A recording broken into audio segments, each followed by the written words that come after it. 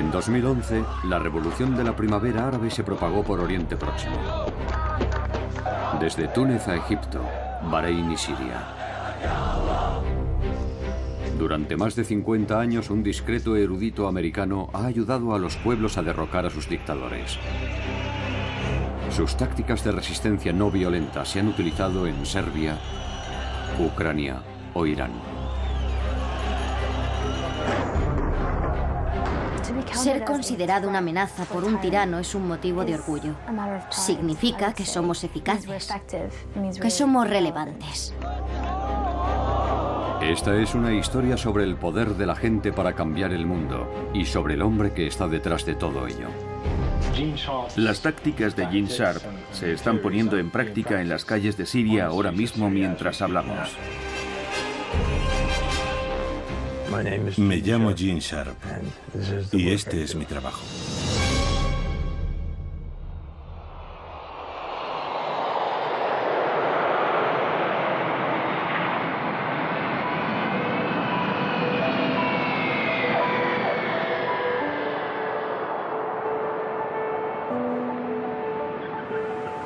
¿Cómo describiría su trabajo? Describir mi trabajo siempre ha sido un problema. Principalmente intento comprender la naturaleza y el potencial de las formas de lucha no violentas para socavar dictaduras. Esta es una técnica de combate.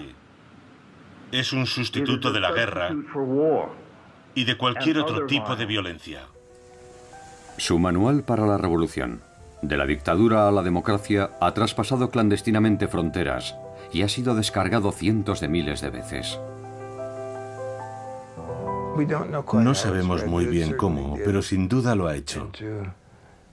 Ha sido traducido a unos 30 idiomas y ha sido divulgado en todos los continentes excepto la Antártida. Sus marcas distintivas pueden verse en revoluciones en todo el mundo.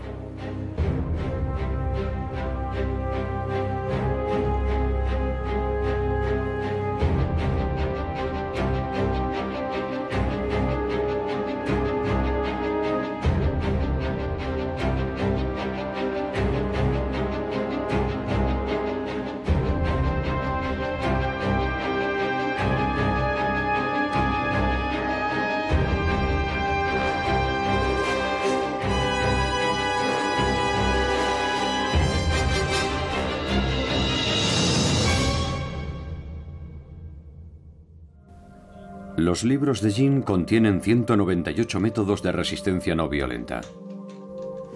Los famosos 198 métodos parecen haber tenido una extraordinaria respuesta. Son simplemente los 198 métodos específicos. Estas formas de rebelión son el boicot económico, la desobediencia civil, las protestas.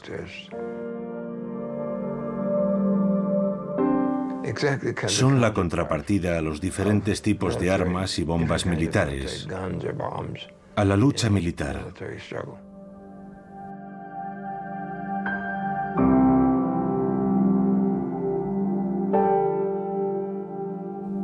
De esa forma tienen algo distinto a la violencia y la guerra, y siempre lo tendrán. En 1983, Sharp fundó la institución Albert Einstein para difundir la lucha no violenta. Durante años son muchos los que han venido aquí, a Boston Este, en busca de ayuda. Yamila Rakib lleva más de 10 años trabajando para Gene. Había estudiado su trabajo a un nivel muy básico, así que la mayor parte de mi aprendizaje tuvo lugar cuando entré en la institución. Y me enganchó.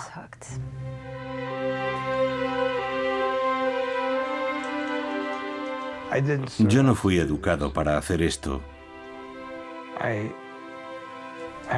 Yo tenía una formación religiosa que me llevó a querer transformar este mundo en un lugar mejor y en mejores condiciones que cuando lo encontré.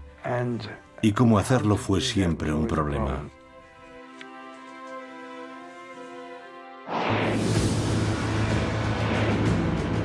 En 1953, Gene es enviado a prisión por rehusar su incorporación a la guerra de Corea. Me condenaron a 2 años, de los que cumplí 9 meses y 10 días. En aquellas circunstancias contabas los días igual que los meses, pero no creo que mi actitud sirviese para nada. Sirvió simplemente para mantener mi propia integridad moral, así que continué haciendo mi trabajo, que era lo realmente importante. Nunca conocí a Einstein, pero le escribí, no recuerdo cómo conseguí su dirección. Le dije, voy a hacer esto y voy a ir a la cárcel. Quería contarle que he escrito un libro sobre Gandhi, sobre 3 casos muy diferentes entre sí, acerca de la utilización de la lucha no violenta para la consecución de una mayor libertad, a través de medios no violentos.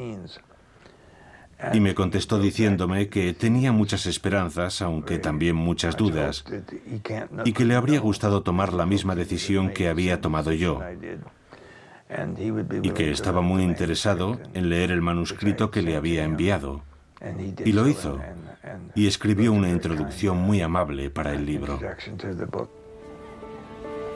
Mientras estudiaba en Oxford, Jean tuvo su momento eureka, un nuevo análisis sobre el poder de la gente para derrocar a un tirano. Si puedes identificar las fuentes del poder de un gobierno, como la legitimidad, el apoyo popular, el apoyo institucional, entonces sabrás de qué depende la existencia de esa dictadura.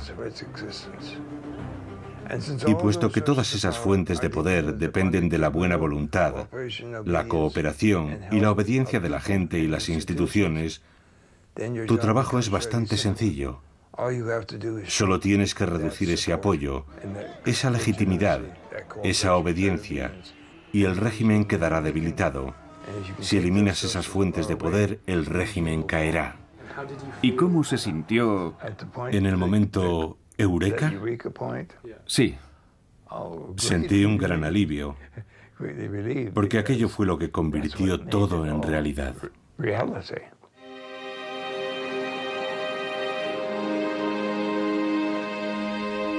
mientras enseñaba sus teorías en Harvard, Jean conoció al coronel Bob Helby, héroe de la guerra de Vietnam.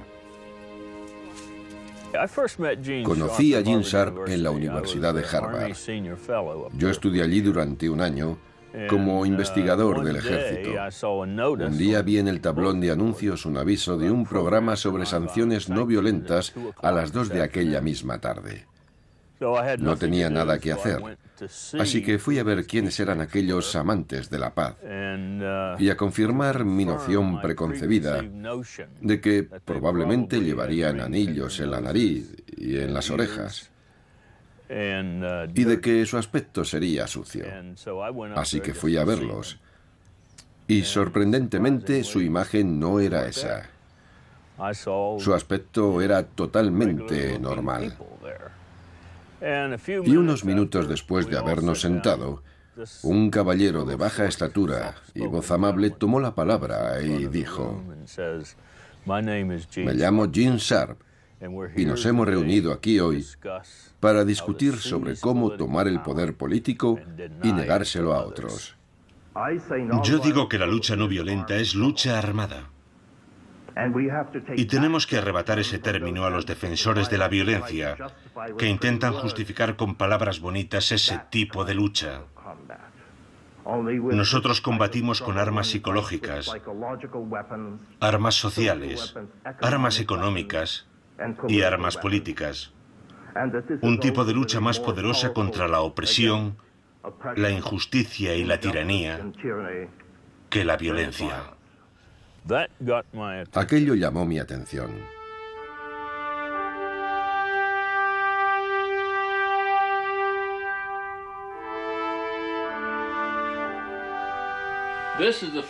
Esa es la bandera del 5º Batallón del 79 de Caballería de los Estados Unidos. El 7º de Caballería, como todos sabéis, era el regimiento del general Custer, que luchó y murió en la batalla de Little Big Horn. Este soy yo en mi juventud. Tenía mucho más pelo.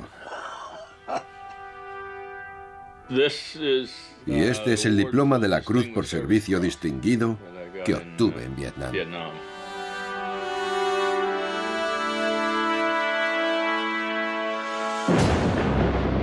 Bob fue condecorado en 1968 por su extraordinaria valentía durante una emboscada del Vietcong. Pero su experiencia cambiaría su punto de vista sobre la forma de resolver los conflictos. Vietnam influyó en mi punto de vista sobre la importancia de la lucha no violenta y particularmente sobre la importancia de mostrar las ideas de Gene Sharp al resto del mundo. Vietnam me convenció de que tiene que existir una alternativa distinta que no consista en matar a la gente. Como funcionario de defensa en Birmania, Bob había visto cómo la dictadura militar perseguía a la minoría Karen. Tras dejar el ejército, volvió para enseñar a los Karen las lecciones de Gene sobre la resistencia no violenta. Estaba hablando con uno de los comandos Karen y de repente me dijo: ¿dónde demonios estaba esta información? Llevamos combatiendo y matando gente durante 20 años. ¿Cómo es que no sabíamos esto? Otros birmanos se acercaron y me preguntaron si podríamos escribir algo que les orientara sobre cómo pasar de una dictadura a una democracia. Ese fue el origen, lo que dio lugar a la escritura del libro, Los birmanos. Yo no podía escribir sobre Birmania porque no conocía bien ese país. Y nunca se debe escribir sobre algo que no se conoce. Así que tuve que escribir de forma genérica. Si había un movimiento que quería acabar con una dictadura, ¿cómo podían hacerlo? Así que escribí aquellas teorías y se publicaron por entregas. Se publicaron en inglés y en birmano. Y pensé que ahí quedaría todo. Las manifestaciones en la plaza de Tiananmen en 1989 hicieron comprender a Gene la importancia de la planificación y la estrategia.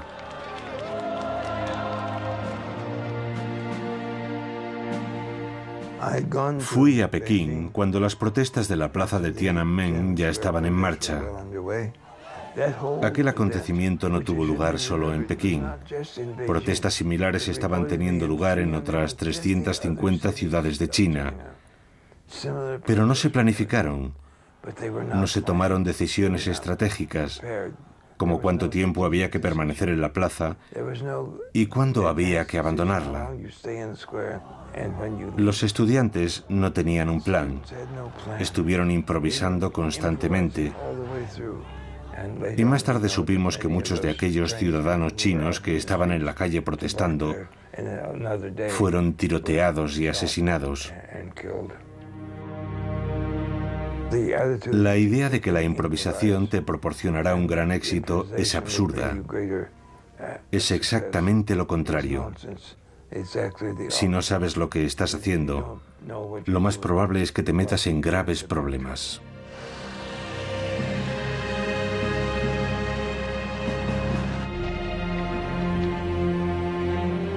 En Serbia, el gobierno de Slobodan Milosevic cometió durante años crímenes de lesa humanidad y ejerció una brutal represión interna. Aquello alimentó la creación de nuevos grupos democráticos que lucharon para eliminarlo. Fui a Budapest a petición del Instituto Nacional Republicano, que estaba prestando apoyo al movimiento de oposición serbio.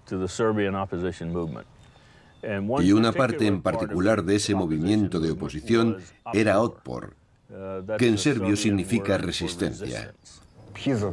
Como coronel retirado, tiene un enfoque muy militar. Su forma de hablar produjo una extraña impresión a aquel grupo de líderes estudiantiles. Hablamos durante un rato y dije: aquí falta algo. No hemos hablado sobre quién es el líder de esta organización. ¿Quién es el líder? Y uno de ellos me contestó: no tenemos líder. Y yo dije: un momento, chicos, yo no me he caído de un árbol mientras venía hacia aquí. Alguien tiene que estar dirigiendo una organización que ha movilizado a toda la sociedad serbia.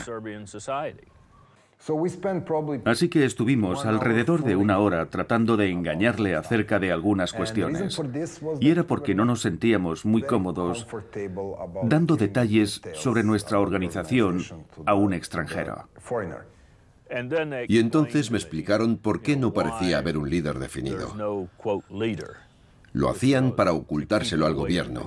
El gobierno no sabía quién estaba al mando. Más tarde supe que estaba hablando con el líder, Sergei Popovich. Bob empezó a enseñar las lecciones de Gene Sharp a los nuevos revolucionarios serbios. Cuando Bob Helby nos dio La política de la acción no violenta de Gene Sharp, me quedé maravillado y un poco avergonzado por no conocer un libro así, a pesar de que había una traducción al serbio de la dictadura a la democracia que tampoco había leído.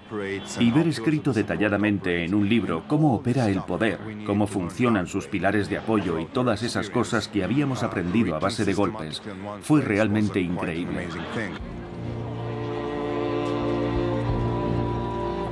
Una de las primeras tareas fue crear un símbolo de la resistencia que unificara a la gente. Es obvio que somos mayoría. Si pudiéramos reconocer a todos aquellos que están contra Milosevic, por ejemplo, saludándonos con el puño, podríamos acabar con él en unos cuantos años.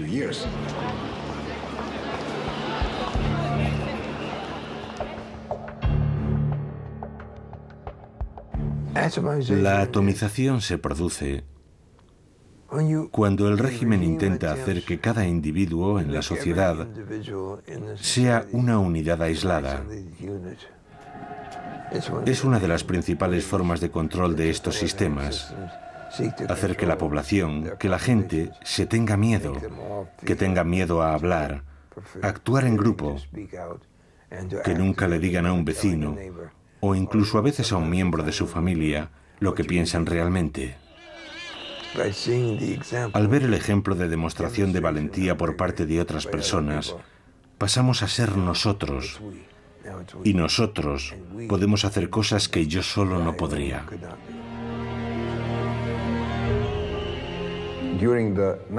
En el 96 y el 97 nos manifestábamos día tras día. La policía nos bloqueaba y cada día éramos menos, porque era muy aburrido seguir en la calle durante el duro invierno. Así que dijimos, ¿por qué no vamos a casa y hacemos ruido desde nuestros balcones?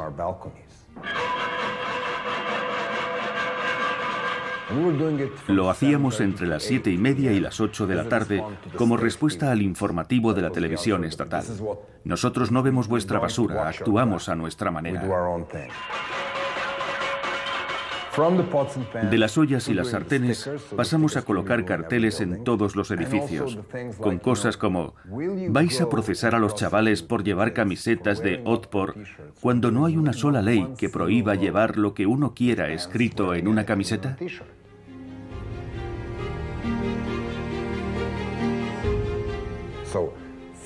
Así que los policías que entraban en los institutos y detenían a estudiantes solamente por llevar la camiseta, luego iban a casa y hablaban con su mujer, cuya amiga se estaba quejando porque su hijo había sido detenido. O tenían que hablar con su propio hijo, que venía de su colegio, en donde nadie quería estar con él o con ella, porque su padre estaba pegando a chavales de su barrio. Y así, la opresión sistemática dejó de funcionar.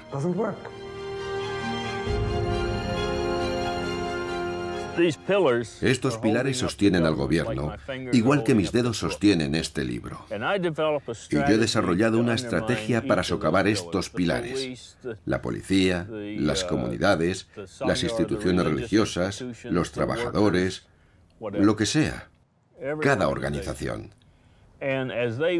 Y a medida que se van debilitando y empiezan a derrumbarse, el gobierno se derrumbará cuando los pilares estén rotos. Lo ideal es que esos pilares no queden destruidos, sino que sean traspasados al movimiento democrático.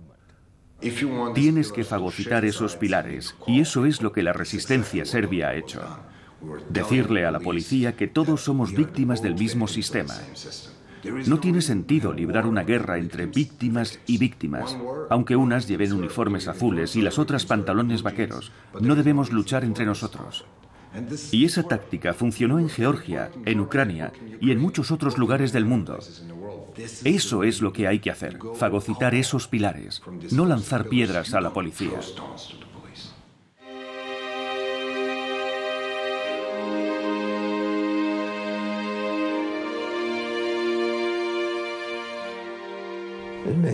Hay mucha gente en situaciones de conflicto a la que le gustaría utilizar la violencia, pero sus adversarios casi siempre tienen muchas más armas militares, más armas violentas que los resistentes potenciales. Si como resistente eliges luchar con la violencia, tu adversario tendrá todas las ventajas, porque estás eligiendo luchar con las mejores armas que él posee.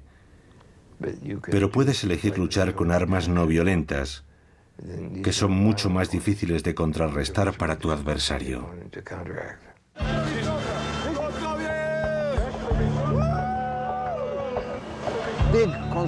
Las grandes concentraciones son muy difíciles de controlar. Puedes tener a 20.000 manifestantes pacíficos, pero si hay un idiota rompiendo ventanas, centrará la atención de todos los informativos, y eso puede socavar todo el movimiento.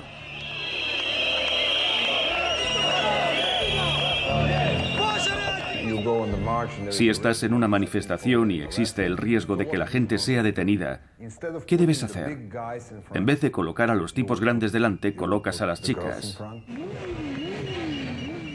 Colocas a las abuelas, a los militares veteranos, de manera que la policía vea caras amistosas. Esa gente llevará flores y banderas y estará sonriente. Así haces la situación menos amenazadora y reduces enormemente las probabilidades de que se produzcan actos violentos. El 5 de octubre fue el triunfo de una estrategia, pero no fue así como lo vieron muchos espectadores o medios como la CNN.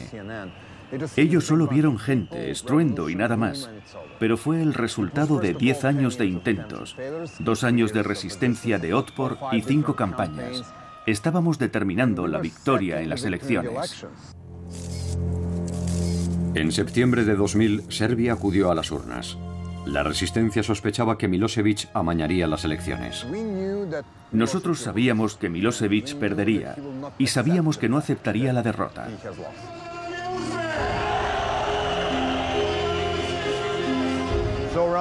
A eso de las 3 de la tarde había 300.000 personas gritando en la plaza y de una forma no violenta tomaron este edificio.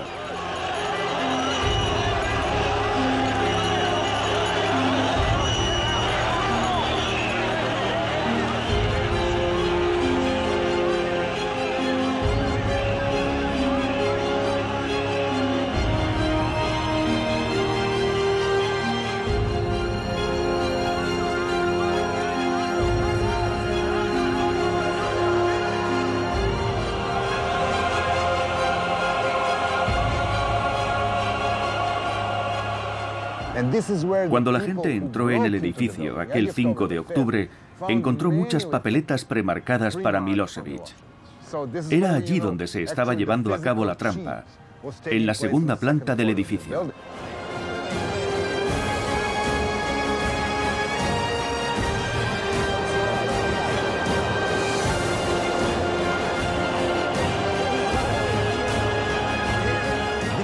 Aquello fue el símbolo de la verdadera caída de Milosevic, de por qué perdió el poder aquel día. Perdió porque la policía le desobedeció, porque ordenó a los militares salir de los cuarteles y le desobedecieron. Así fue como perdió el poder. Lo que se ve en televisión, la toma física del edificio, es el símbolo de Milosevic perdiendo su autoridad aquel día.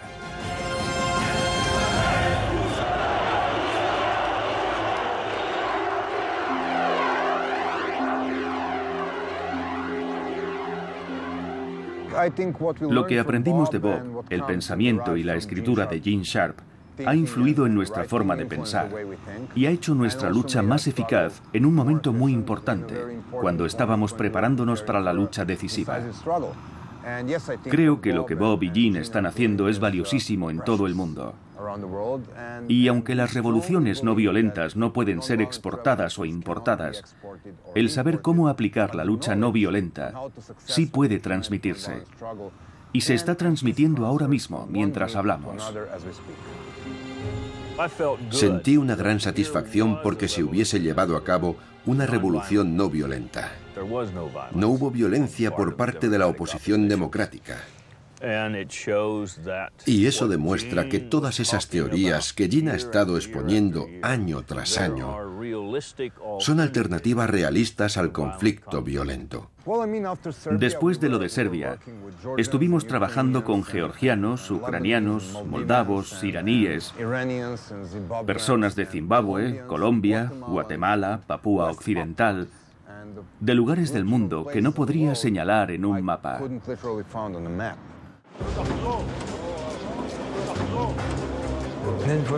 De Serbia, las noticias llegaron a Georgia, que estaba bajo un régimen muy represor, y luego a Ucrania, que también tenía problemas, también llegaron hasta allí, y luego a una serie de países situados en la franja sur de la antigua Unión Soviética.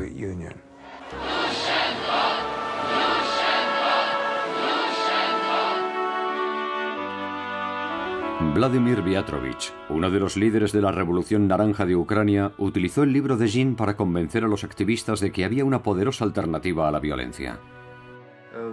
Entre los grupos de protesta había diferentes ideas, y entre ellos gente que estaba dispuesta a utilizar la alternativa violenta.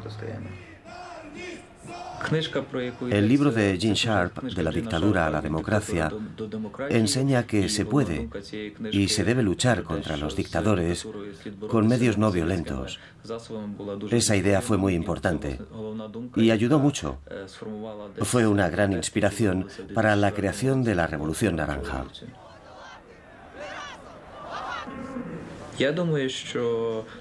El libro de Gene Sharp aquí era conocido solamente por unas 10.000 personas, pero sus ideas eran utilizadas por cientos de miles que no sabían que aquellas ideas eran de Sharp.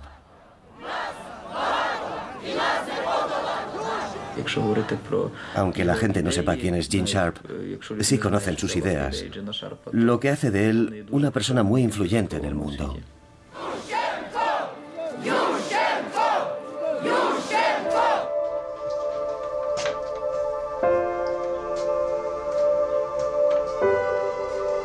En el último piso de la casa de Jin está su refugio, su invernadero de orquídeas. Requieren bastante trabajo. Se han convertido en algo muy importante, porque son unas plantas a las que puedo tratar como necesitan ser tratadas. No hay que esperar milagros, pero si no tratas a una orquídea como se merece, o a cualquier otra cosa en la vida, no proliferará.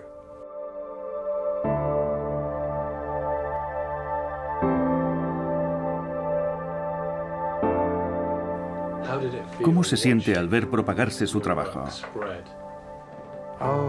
Su propagación ha sido notable. Siempre pienso, sigo asombrado. Sigo asombrado. Ver una obra que yo consideraba básicamente una introducción, creo que tiene entre 70 y 80 páginas, despegar así ha sido la confirmación de que el análisis era bastante preciso. No se ha propagado gracias a un anuncio, a una buena publicidad. Se ha propagado porque la gente lo ha encontrado útil, lo ha encontrado importante.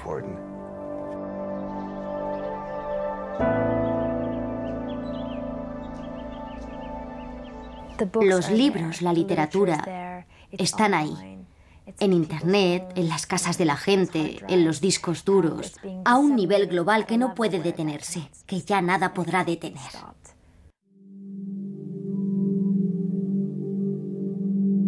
Hay gente que se esfuerza en desacreditarnos.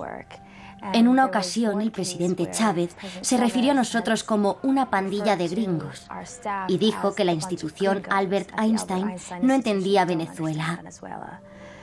Y yo pensé, puede que no comprendamos del todo la situación de Venezuela, que es probablemente muy compleja, pero yo no soy un gringo. Gene Sharp, George Bush y sus ideólogos de este golpe suave mecha lenta, señores, este plan de ustedes aquí en Venezuela, olvídense. En 2008, el gobierno iraní emitió un vídeo propagandístico acusando a Jin de trabajar para la CIA. La Casa Blanca, Washington, D.C. Gene Sharp, el teórico de la desobediencia civil y de las revoluciones de terciopelo, que ha publicado tratados sobre esta materia, es uno de los agentes de la CIA, encargado de la infiltración estadounidense en otros países. Viendo nuestra oficina pueden comprobar lo bien subvencionados que estamos.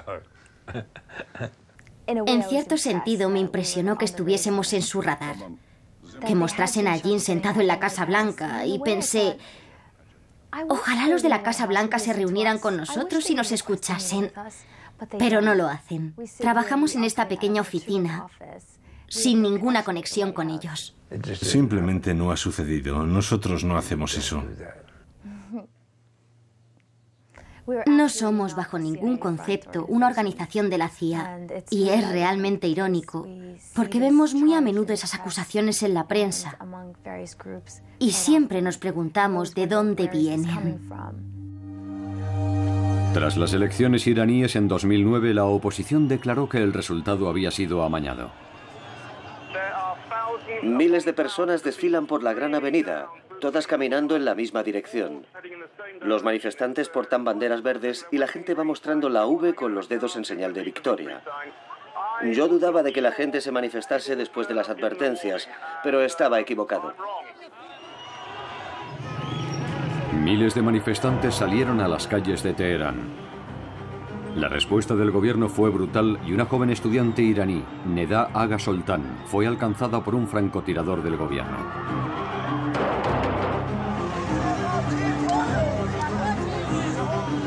Su imagen se convirtió en la llamada a la movilización.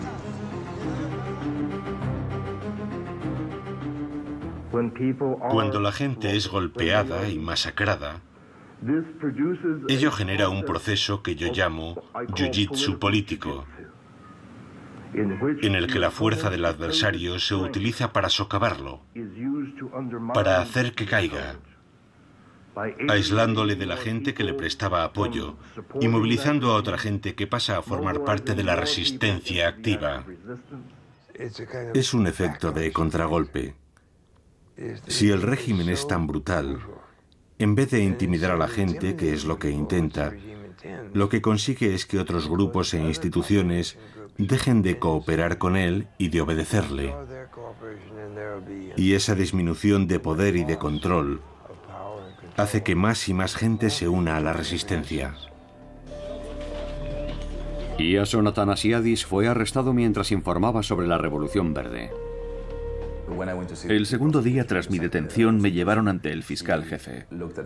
Cuando me quitaron la venda de los ojos me preguntó, ¿sabes por qué estás aquí? Yo contesté, no tengo ni idea, solo sé que me arrestaron hace 2 días. Y él me dijo, hay una acusación muy seria contra ti. ¿Cuál es?, pregunté. Y me dijo, ¿no lo sabes? Espionaje. Él acarició su ordenador portátil y dijo, este ordenador contiene una traducción a la lengua persa de un libro de Gene Sharp, De la dictadura a la democracia, que es un manual para insurrectos. Un manual que proporciona docenas de sencillas instrucciones con las que derrocar a un gobierno legítimo, a cualquier clase de gobierno. Yo he leído ese libro, y mis colegas también. Los organizadores del levantamiento fueron acusados de utilizar más de 100 de los 198 métodos de Gene Sharp. Lo que su libro hace es enseñar a la gente que ella misma puede ser responsable de su propio futuro, de su propia liberación. La gente está empezando a liberarse. No tiene que depender de un poder externo. Este es Serja, mi gato, llamado así en honor de Serja Popovich. No tienen que depender de un poder externo, pueden hacerlo ellos mismos. ¿Y puedes imaginar lo feliz que eso hace sentirse a un país? Lo hemos hecho nosotros. Por eso es tan importante que transmitamos ese conocimiento. Los Estados Unidos no tienen por qué ocupar ningún país. No hacemos ningún bien con eso, ni nosotros ni la Unión Soviética. Dejemos a la gente en paz y démosle el poder para cambiar un gobierno si lo quieren cambiar. Ser considerado una amenaza por un tirano es un motivo de orgullo. Significa que somos eficaces, que somos relevantes. Significa que el trabajo que hacemos en esta pequeña oficina amenaza a esos regímenes. Y creo que eso está muy bien. Sí.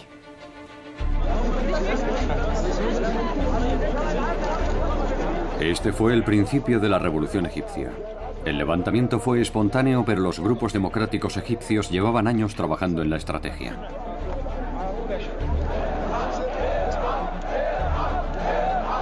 El grupo egipcio que falla visitó por primera vez a Jin en Boston en 2006. 5 años después, antiguos revolucionarios serbios estaban entrenando a nuevos grupos en El Cairo. Y la Hermandad Musulmana Egipcia colgó el libro de Jin, traducido al árabe, en su página web. Cuando llegó el momento, estaban preparados para liderar la revolución. Conectamos en directo con la Plaza Tahrir, la Plaza de la Liberación. Rory, conocemos las altas medidas de seguridad que se iban a tomar alrededor de la plaza. ¿Se respira un ambiente diferente al de ayer o al de antes de ayer? Sí, hoy el ambiente es increíble. El sector de la sociedad egipcia que abandonó la Plaza Tahrir ayer ha vuelto reforzado. Han conseguido reactivar la protesta. Hay niños muy pequeños, mujeres, ancianos, la gente canta y baila. Hay muchos instrumentos musicales en la plaza. Y está más llena de lo que ha estado estos días. Ahmed Maher era uno de los líderes del Grupo Democrático Egipcio 6 de abril. Estábamos esperando a que ocurriera algo que encendiese la llama, que provocase un gran movimiento de personas. Y ocurrió en Túnez.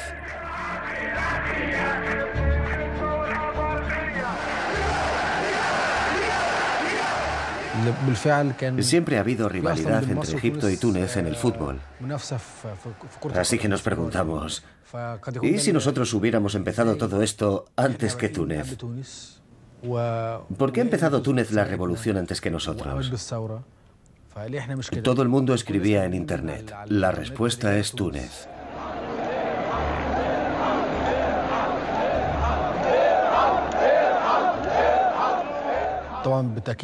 Por supuesto que los libros de Gene Sharp tuvieron un gran impacto en nuestro movimiento. Y también encontramos en Internet otros libros y películas que, al igual que Gene Sharp, hablaban de la poderosa lucha no violenta, de cómo desarrollar esa lucha no violenta y ponerla en práctica para conseguir nuestros fines. Así que hubo muchas fuentes de inspiración para esa idea. La protesta pacífica crecía y el presidente Hosni Mubarak intentó intimidar a los manifestantes con armamento bélico.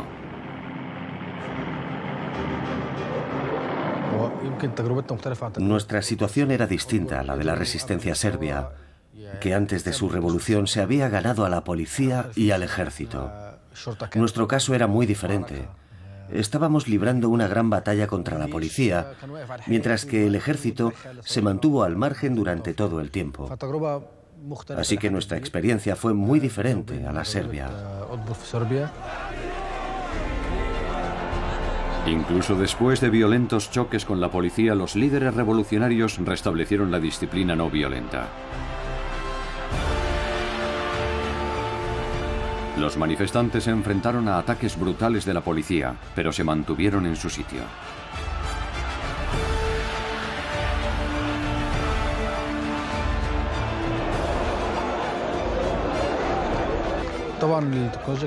La tecnología jugó un papel vital a la hora de comunicar y extender nuestro mensaje.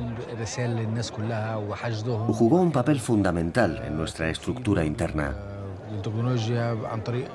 Gracias a ella pudimos contactar con la gente que vive en las provincias, a muchos kilómetros de distancia.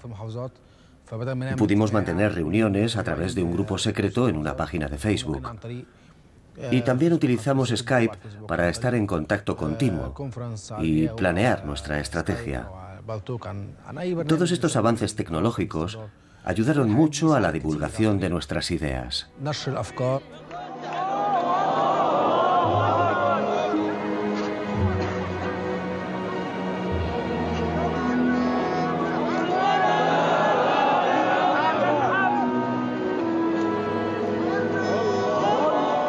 Mientras los musulmanes y los cristianos se protegían mutuamente durante sus rezos, sus líderes trataban de ganarse el apoyo del ejército. ¿Qué hizo que el ejército nos apoyase al final? El ejército, a fin de cuentas, proviene del pueblo. Sus miembros son parte del pueblo y tiene un importante papel nacional. El papel de la policía tenía más que ver con el amaño en las elecciones y la protección a los corruptos. Luchaba por asegurar su supervivencia.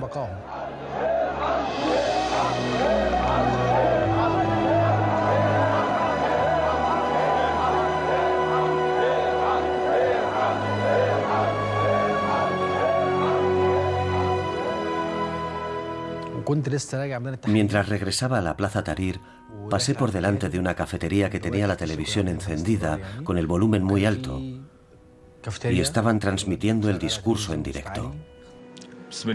En nombre de Dios misericordioso y compasivo, conciudadanos, teniendo en cuenta las difíciles circunstancias por las que atraviesa nuestro país, el presidente Hosni Mubarak ha decidido renunciar a su cargo como presidente de la República.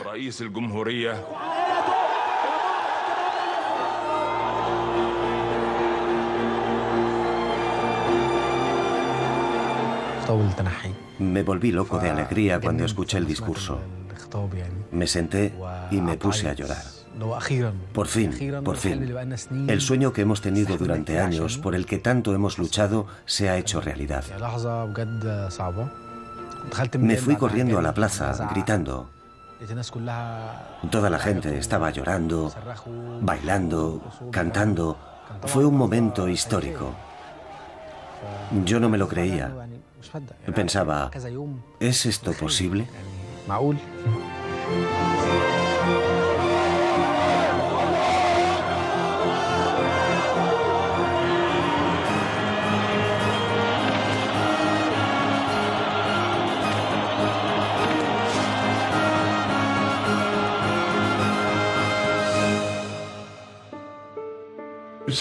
Alguien sabía muy bien lo que estaba haciendo. Y no necesitamos que nadie nos atribuya o me atribuya el mérito si no es merecido o no está documentado.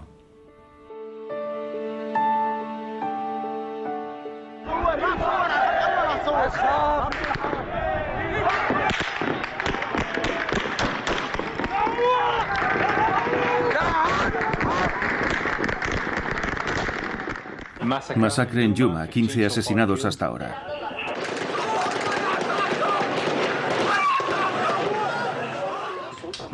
Osama Monayed es experto en comunicaciones y uno de los líderes del levantamiento sirio. Esto es un vídeo de un chico al que disparan. Un niño grita, "Mi hermano, mi hermano". Osama coordina una red de cámaras secretas por todo el país. Es una cámara de alta definición conectada a un módem vía satélite que obtiene imágenes en directo y que transmite por Internet. Hoy hemos conseguido enviar estas imágenes a Al Jazeera. Las tácticas y teorías de Gene Sharp se están poniendo en práctica en las calles de Siria ahora mismo mientras hablamos.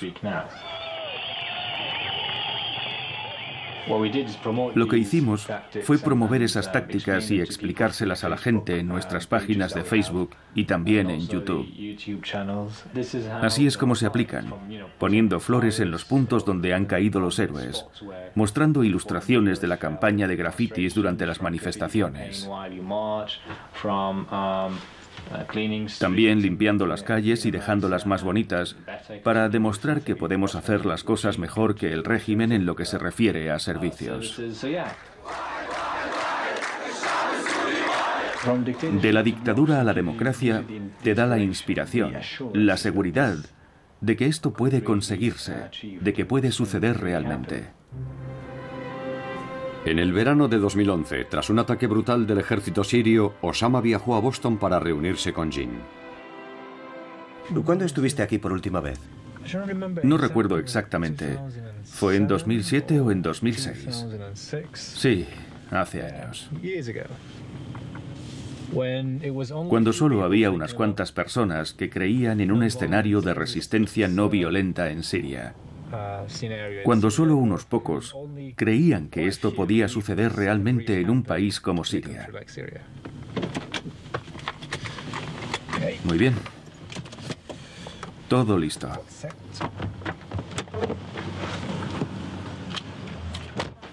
Jin. Hola. Hola, qué alegría verte otra vez. Qué alegría. Me alegro de verte. Yo también. ¿Cómo estás? Vamos tirando. Es fantástico que hayas encontrado un hueco para venir a saludarme. El placer es mío. Y te puedo asegurar que hay muchas cosas de las que hablar. Este es un nuevo territorio para nosotros. Sí, sí. Nunca hemos estado allí en persona y los casos que hemos estudiado no coinciden exactamente. Es un hombre tan humilde y tan sensato. Y hablando con él te das cuenta de lo increíble que resulta que todos estos extraordinarios escritos provengan de esa pequeña oficina en el viejo Boston. Es realmente interesante. Tal vez hay una cosa que se ha aprendido, entre comillas, de Túnez y Egipto, y que yo considero un error, un grave error, y es que el gobernante existente tenga que dimitir. No tiene que dimitir. Si le quitas todos los apoyos que lo sostienen, caerá, independientemente de lo que él quiera hacer. Esa es la diferencia entre la coerción no violenta, cuando tiene que dimitir porque se le obliga a hacerlo, y la desintegración, cuando el régimen sencillamente se desmorona. Ya no queda nadie con poder suficiente para dimitir. Si Einstein fue el genio de la física, Gene Sharp es el genio de las libertades, de cómo conseguir las libertades.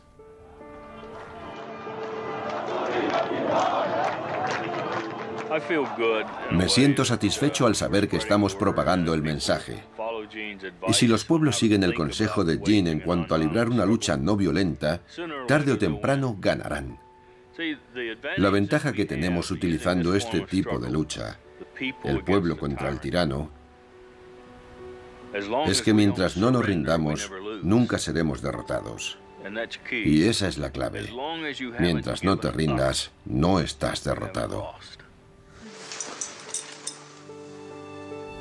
Yo creo que con el paso del tiempo, Gene Sharp será un nombre emblemático. Creo que sus libros estarán en todas las bibliotecas del mundo y serán traducidos a la mayoría de los idiomas. ¿Podrá esta institución sobrevivir hasta entonces? Sin duda. Esperamos que sí. La acción no violenta políticamente significativa ha tenido lugar en al menos los siguientes países: Guatemala, Australia, Tailandia, Birmania, China, Japón, Georgia, Irán, Kurdistán, Rusia, Serbia, Ucrania, Venezuela, Vietnam, Zimbabue y seguramente haya alguno más.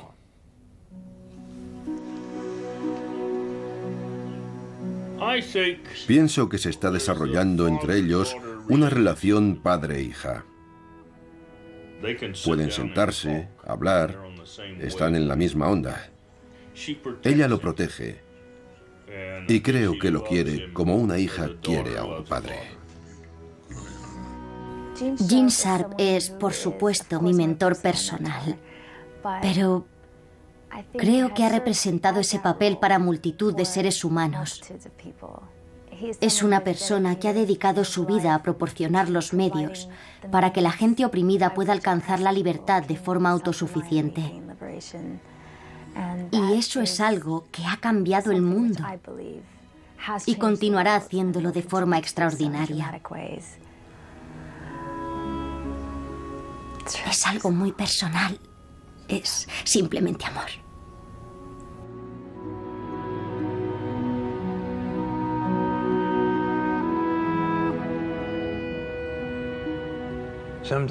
A veces la gente me pregunta, ¿qué es lo que quiero realmente? ¿Tengo un sueño? Claro que lo tengo. Sueño con que la gente oprimida del mundo sea capaz de aprender de los datos disponibles y de las nuevas experiencias. Sueño con que este tipo de lucha no violenta se pueda utilizar para la liberación de toda opresión y para sustituir a los conflictos militares y violentos, de forma que ya no tengamos que librar batallas contra el terrorismo, porque las personas que podrían haberse convertido en terroristas han elegido utilizar este tipo de lucha para ayudar a la gente oprimida y cambiar así sistemas políticos en todo el mundo. Me llamo Gene Sharp y este es mi sueño.